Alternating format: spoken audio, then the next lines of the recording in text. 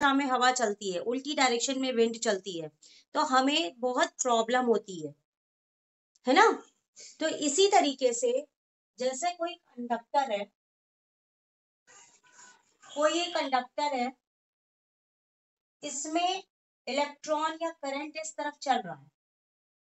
Current अगर इस direction में चलता है तो इसके अपोजिट डायरेक्शन में एक फोर्स लगता है जो इस करंट की मूवमेंट को रोकता है, जिसको हम रेजिस्टेंस कह सकते हैं। जिसको क्या कहते हैं?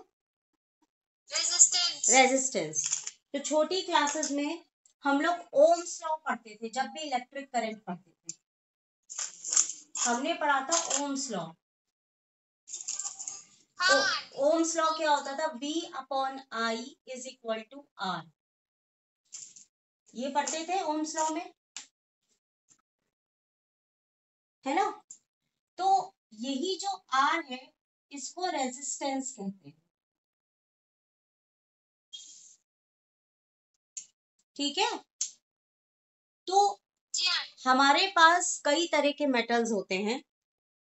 कुछ है ऐसे मेटल होते हैं जिसमें से करंट फ्लो करती है, कुछ ऐसे एलिमेंट्स होते हैं जिसमें से करंट फ्लो नहीं करती। तो जिसमें से करंट फ्लो करती है उसको कंडक्टर कहते हैं, और जिसमें से करंट फ्लो नहीं करती है उसको हम इंसुलेटर कहते हैं। तो जिसमें से करंट फ्लो करती है आंटी उसको कंडक्टर कहते हैं, जिसमें से नहीं फ्लो करती है उसको इंसुलेटर कहते हैं। उसको इंसुलेटर कहते हैं। तो इसी तरीके से कुछ और भी ऐसे एलिमेंट होते हैं, अब वैसे तो सारे एलिमेंट्स को हमने दो पार्ट्स में डिवाइड कर दिया, या तो कंडक्टर या तो इंसुलेटर। कंडक्टर या तो इंसुलेटर, जिसमें से करंट फ्लो करता है वो कंडक्टर हो गया, जिसमें से करंट फ्लो नहीं करता, डज नॉट फ्लो करंट, वो इंसुलेटर हो गया, ठीक है। लेकिन ये कंडक्टर भी दो तरह के होते हैं, जो ओम्स लॉ को फॉलो करें, यानी जिनका पोटेंशियल और करंट का रेशियो कांस्टेंट आता है और जिनका ग्राफ स्ट्रेट लाइन आता है। तो the conductors which follow the Ohm's law are known as ohmic conductor, और जिनका ग्राफ ऐसे करके आता है कर्व में, यानी वो ओम्स लॉ को फॉलो नहीं करते। The conductor which does not follow the Ohm's law is known as non ohmic conductor. तो ये क्वेश्चन तुम्हें कहीं ना कहीं बीच में मिलेगा, what are non ohmic conductors, what are ohmic conductors.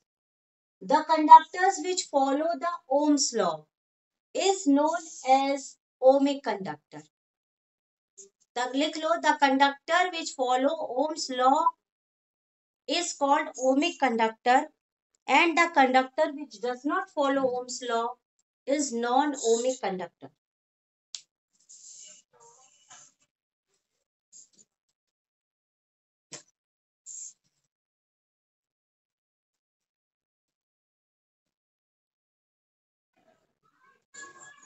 अब इसके बाद हमने अभी तुमको बोला V upon I is equal to R, ये मेरा ओम्स लॉ है, ये बताया बेटा मैंने आपको। तो जो R होता है इसको बोलते हैं रेजिस्टेंस, इसकी यूनिट होती है ओम, और ऐसे इसका साइन होता है। नोट किया बेटा? कर रहे आंटी।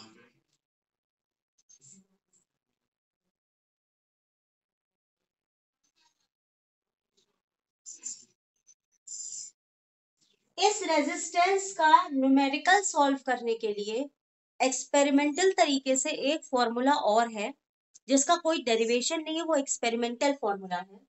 वो है रेजिस्टेंस इज इक्वल टू, मतलब ये पाया गया है कि ये जो रेजिस्टेंस है ये किसी भी कंडक्टर की लेंथ के डायरेक्टली प्रोपोर्शनल होता है और एरिया के इनवर्सली प्रोपोर्शनल होता है।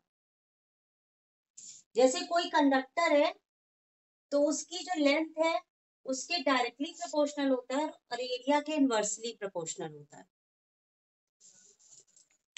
That means resistance directly proportional to the length of the conductor and inversely proportional to area of the conductor. जब हम इन दोनों को कंबाइन करते हैं तो resistance is equal to L by A। ये प्रोपोर्शनल साइन है, इसको हटाकर एक इस तरह लिखा जाता है ऐसे करके L बाई A। जहां पर ये जो R है इसको रेजिस्टेंस बोलते हैं, लेकिन ये जो है रो इसको स्पेसिफिक रेजिस्टेंस बोलते हैं।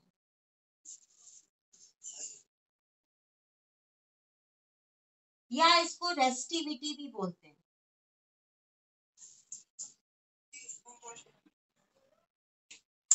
इसको रो कहा जाता है, इसको पवित्र है क्या? हाँ आंटी है। पवित्र तुरंत इसके बाद में मैथ्स के कुछ डाउट वाले क्वेश्चन से बताऊंगी यहीं पर, अगर कहीं मत जाना तो। और ये फिजिक्स की क्लास अगर लेना चाहो तो ले सकते हो, क्योंकि ये टॉपिक भी तुमको पढ़ना पड़ेगा, पहला लेसन ही है फिजिक्स का। तो ये रेजिस्टेंस हो गया R। ये जो कांस्टेंट वाला निशान हटा के ये साइन लगाया है इसको रो कहते हैं, इसको स्पेसिफिक रेजिस्टेंस या रेसिस्टिविटी कहते हैं, और L by A। So this is the formula for resistance, R rho L by A in the physics. Okay, इसके ऊपर न्यूमेरिकल होते हैं हमारे पास जिनको हमें सॉल्व करना होता है।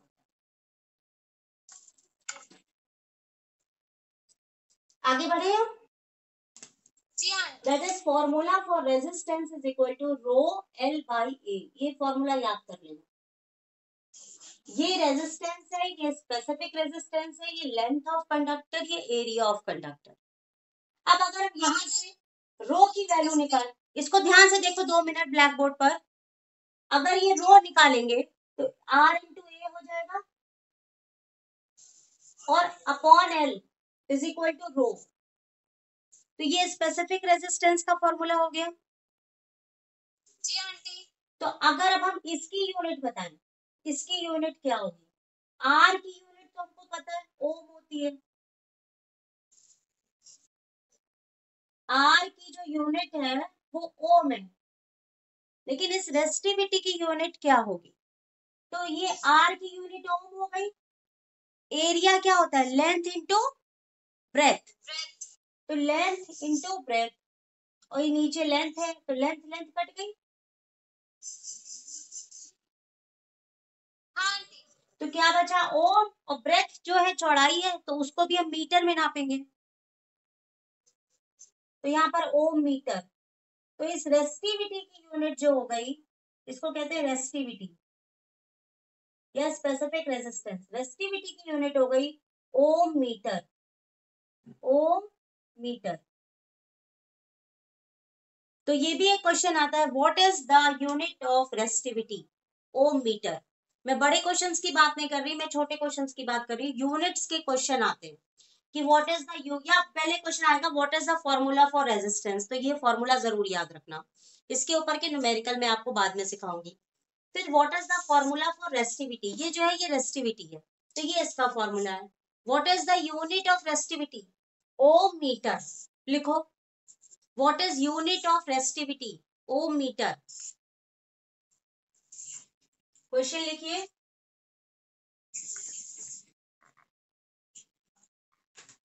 क्वेश्चन है what is unit of resistivity. कई बार एग्जाम में आता है। इसका आंसर है ओम मीटर।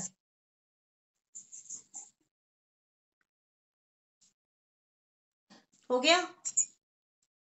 हाँ आंटी। इसके बाद एक क्वेश्चन आता है what is specific conductance? Specific conductance. What is specific conductance?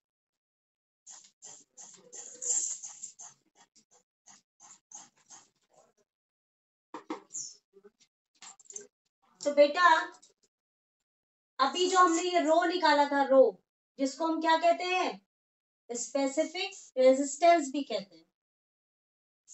क्या कहते हैं? Specific resistance. हाँ, तो स्पेसिफिक कंडक्टेंस को निकालने के लिए हम क्या करते हैं? Specific conductance is equal to 1 upon specific resistance. ये उसका उल्टा होता है। कंडक्टेंस को ऐसे सिग्मा से लिखा जाता है और 1 अपॉन रो। तो specific conductance is the reciprocal of specific resistance. ध्यान से सुनो, ये कंडक्टेंस इज, इसको उल्टे को बोलते हैं रेसिप्रोकल ऑफ स्पेसिफिक रेजिस्टेंस। ठीक है आंटी जी। इसकी यूनिट आती है, what is unit of specific conductance? कि ये जो स्पेसिफिक कंडक्टेंस है इसकी यूनिट क्या है?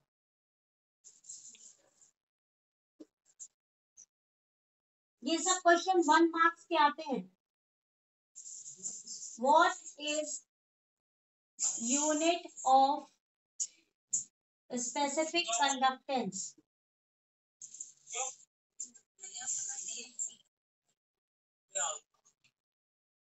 तो स्पेसिफिक कंडक्टेंस की जो यूनिट होगी, तो स्पेसिफिक कंडक्टेंस मैंने आपको बोला 1 अपॉन रो, और रो की यूनिट क्या थी?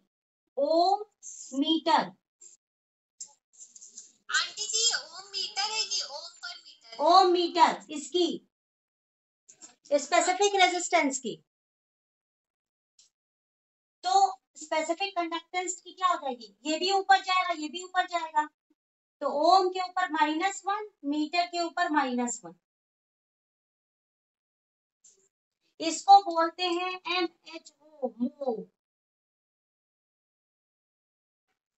ये क्वेश्चन बोर्ड एग्जाम्स में कभी कभी आता है 1 नंबर का। तो मैंने आज अभी तुमको 3 चीजें बताई: resistance, specific resistance, specific conductance. Resistance, specific conductance, specific resistance ना आंटी? हाँ, 3 चीजें बताई। रेजिस्टेंस की यूनिट क्या थी? ओम। स्पेसिफिक रेजिस्टेंस की यूनिट क्या है? ओम मीटर। ओम मीटर। कंडक्टेंस की यूनिट क्या है? ओम पर मीटर, दोनों में -1। समझ में आ गया? हाँ आंटी जी समझ में आ गया। इसका फॉर्मूला था रो L/A। इसका फॉर्मूला है AR/L। इसका फॉर्मूला है 1/रो। हो गया तीनों का डिफरेंशिएशन। आंटी रुकिए फॉर्मूला लिख लें। हाँ, सब लिख लो।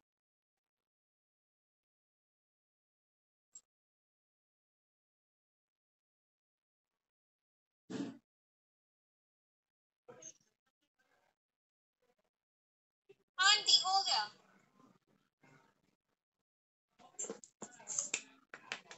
और इसकी जो एक यूनिट है, एक यूनिट और भी होती है MHO। जैसे ओम के उल्टे को लिखते हैं MHO, फिर मीटर के ऊपर -1। ये भी एग्जाम में कभी कभी आता है। आंटी जी इसको होम बोलेंगे? मो, मो। वो अच्छा। तो आंटी जी आपने रेजिस्टेंस, स्पेसिफिक रेजिस्टेंस और वो बताया ना?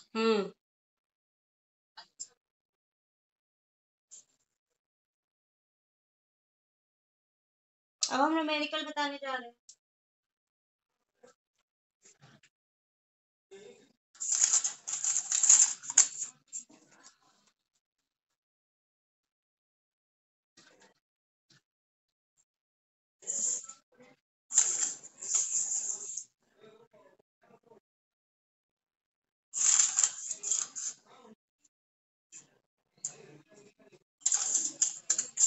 मिली ampere current at 50 volt and 3 question दिख नहीं रहा। हाँ सॉरी दिखाई नहीं दे रहा है, मैं नीचे से लिख रही हूँ। 2 मिली एम्पियर दिख रहा, हाँ current at 50 volt and 30 milliampere at 60 volt is flowing in a conductor.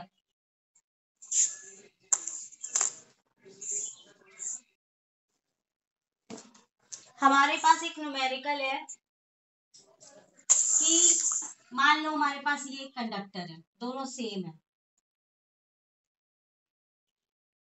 अब न्यूमेरिकल पहले समझ लो। 2 milli ampere current at 50 volt, यानी इसमें करंट है 2 मिली एम्पियर और वोल्टेज है 50 वोल्ट। इसमें दिया हुआ है 30 मिली एम्पियर और वोल्टेज है 60 वोल्ट। मतलब इस कंडक्टर में इतना करंट फ्लो हो रहा है और ये वोल्टेज है, इसमें इतना करंट फ्लो हो रहा है, ये वोल्टेज है। तो इन दोनों कंडक्टर में कौन सा कंडक्टर ओमिक है, कौन सा नॉन ओमिक है, या दोनों ओमिक है या दोनों नॉन ओमिक है, इस तरह का न्यूमेरिकल। मैंने बीच में बताया था ना, जो कंडक्टर ओम्स लॉ को फॉलो करेगा वो ओमिक है, जो नहीं फॉलो करेगा वो नॉन ओमिक है। वो नॉन ओमिक है। तो हमको ये न्यूमेरिकल निकालना है, ठीक है।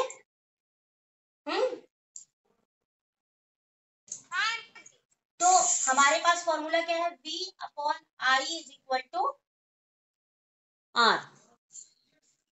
ये फॉर्मूला है ना ओम्स लॉ का। जी हाँ। तो V की जगह क्या रखोगी, जी V की जगह क्या रखोगी, V की जगह आंटी वोल्ट रखेंगे ना, 15 वोल्ट। 50। हाँ। और I की जगह आंटी वो एम्पियर रखेंगे। तो ये क्या लिखा है 2, लेकिन ये मिली एम्पियर है। अच्छा अच्छा अच्छा। तो याद कर लो -3, जहां कहीं M लिखा होगा, M से मिली एम्पियर तो -3, ठीक है। इसी तरीके से इसको निकालोगी तो 60 upon 30 into 10 to the power -3। आया ना समझ में। जी। अब हम इसको सॉल्व कैसे करेंगे, तो 2 को 50 से काटोगी तो कितना आ जाएगा आंटी इसकी 10 25, और ये 10 टू द पावर -3 ऊपर चला जाएगा, तो 10 टू द पावर 3 हो गया। यहाँ पर हम काटेंगे, दोनों जीरो कट जाएगा, 3 2 जा 6 इंटू 10 टू द पावर +3, ठीक है। यहाँ देखो दोनों की R की वैल्यू अलग अलग है, यहाँ पर 25 है, यहाँ पर 2 है। तो जब दोनों वैल्यू अलग अलग आ गई तो R की वैल्यू सेम नहीं आई ना, तो ये कंडक्टर कैसा हो गया, नॉन ओमिक। कैसा कंडक्टर हो गया, नॉन ओमिक। अच्छा, क्योंकि ये ओम्स लॉ को फॉलो नहीं कर रहा, आर की वैल्यू सेम नहीं आ रही है। जब रेजिस्टेंस की वैल्यू सेम आए, जब ये ओम्स लॉ को फॉलो करे तो ही वो ओमिक है। लेकिन यहाँ देखो अलग अलग आंसर है, यहाँ 2 है, यहाँ 25 है, तो ये ओम्स लॉ को फॉलो नहीं कर रहा है, इसलिए ये नॉन ओमिक कंडक्टर है, ठीक है। इसके बाद अगला क्वेश्चन। आंटी जी कॉपी तो करने देती। उतारो जल्दी से।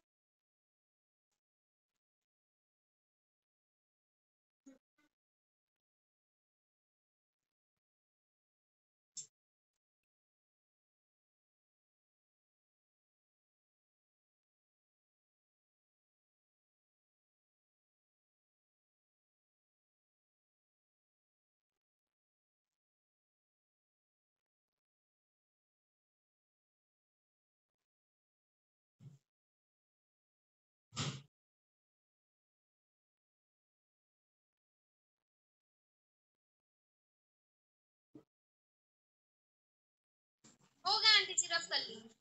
अगला न्यूमेरिकल उतारिए, साथ में लिखते जाइए।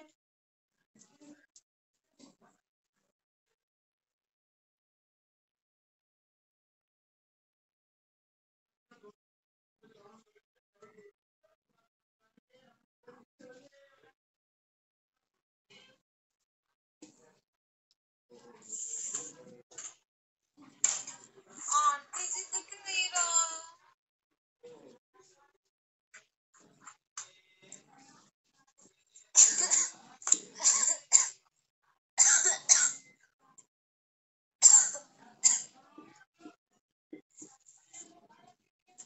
धन्यवाद।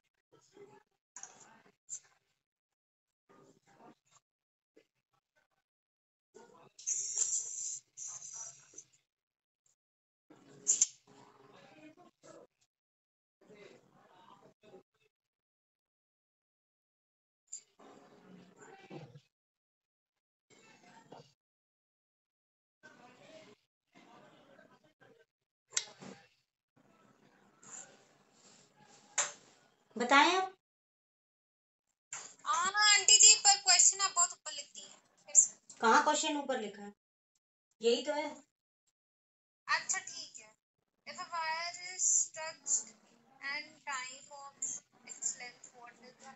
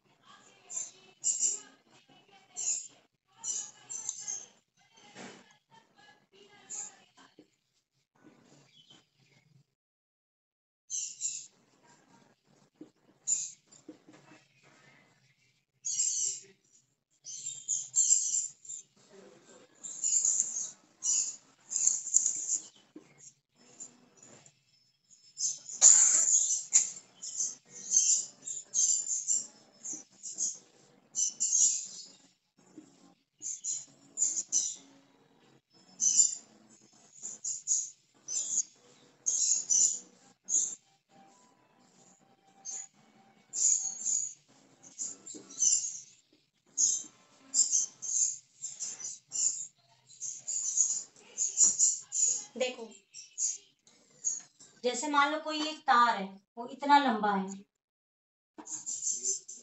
ठीक है, हमने इसको खींचा और वो इतना लंबा हो गया,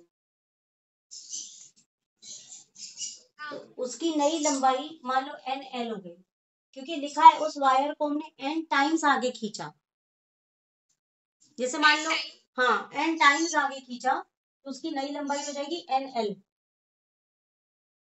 तो उसका नया रेजिस्टेंस क्या होगा? L डैश अपॉन L का होल स्क्वायर, मतलब नई लंबाई अपॉन लेंथ होल स्क्वायर। तो नई लंबाई NL लिखा, L लिखा, होल स्क्वायर लगाया, L कट गया, तो नया क्या हो जाएगा? R into N square. यानी अगर अभी यहाँ हमसे क्वेश्चन पे कहा जाए कि किसी वायर को 5 टाइम्स हमने स्ट्रेच कर लिया, या हमने किसी वायर को 2 टाइम्स स्ट्रेच कर दिया, है ना, तो उसका नया रेजिस्टेंस क्या हो जाएगा? R का 2 का स्क्वायर, यानी 2 2 जा 4R। समझ में आया? आंटी जी एक बार और एक्सप्लेन कर दीजिए। जैसे मान लो अगर हमने यहाँ पे कह दिया कि कोई वायर हमने 3 टाइम्स स्ट्रेच किया, है ना? कितने टाइम हाँ। स्ट्रेच किया? 3 टाइम। 3। तो इसका फॉर्मेट क्या है? आर एन का स्क्वायर। तो आर लिखी और एन की जगह 3 लिखी और स्क्वायर हो गया। तो आर 3 टू द 6 नहीं, 3 और 3, तो 3 3 का क्या हो गया? 9 9 आर।